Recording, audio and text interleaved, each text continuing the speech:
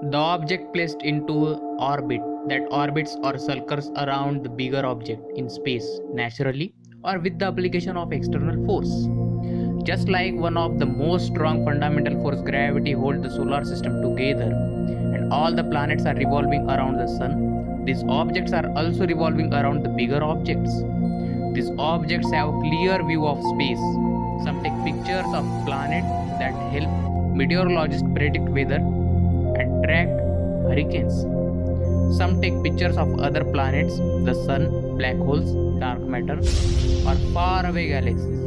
These pictures help scientists to understand the solar system and universe.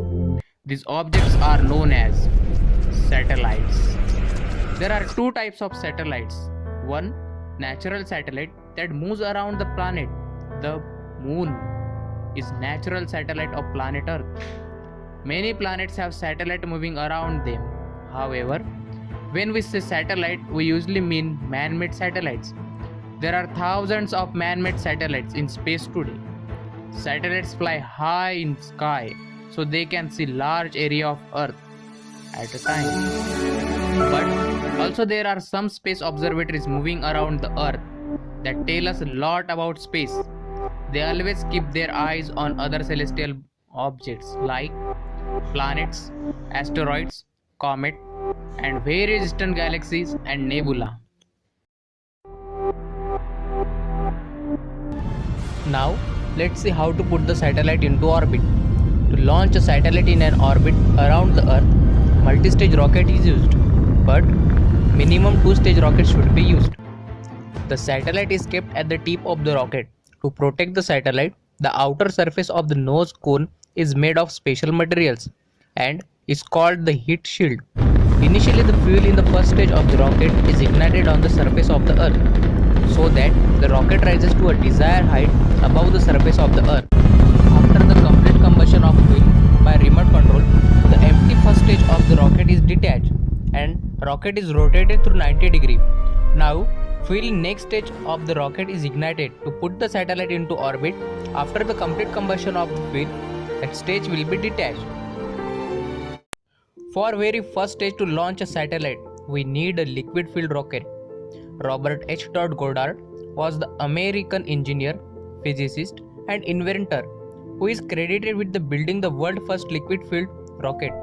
Goddard successfully launched his rocket on March 16, 1926. This was the beginning of new era of space flight and innovation.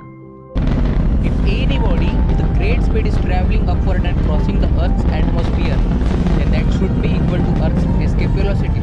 The escape velocity from Earth's surface is about 11.2 km per second. The minimum horizontal velocity must be given to a satellite at a certain height, so it can revolve in a circular orbit. That velocity is known as critical velocity. The value of critical velocity is 7.9 km per second.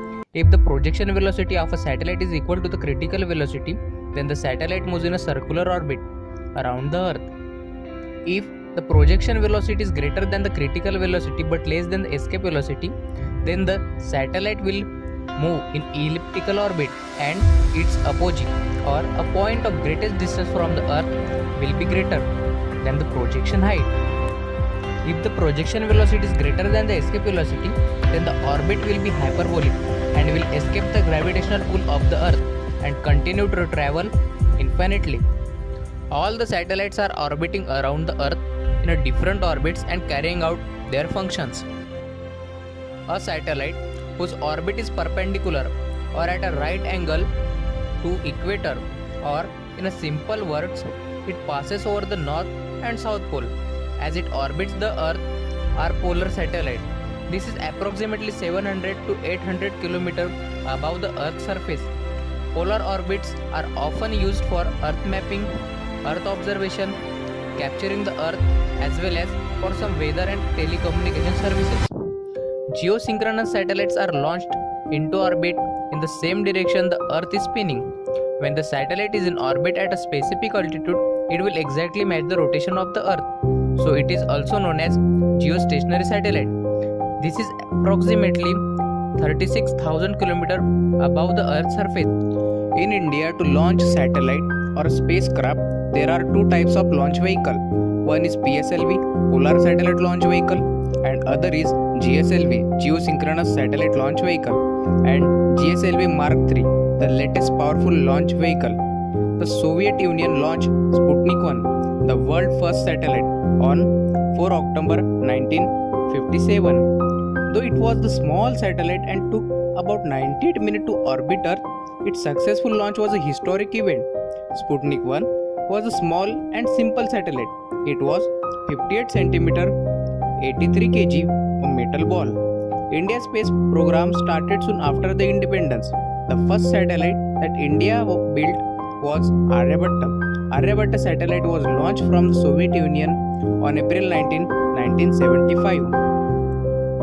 On July 18, 1980, Rohini became the first satellite to be placed in orbit by an Indian-made launch vehicle, SLV-3. Dr. APJ Abdul Kalam joined as the project director of India's first satellite launch vehicle, and the chairman was Vikram Sarabhai, known as the father of Indian space program.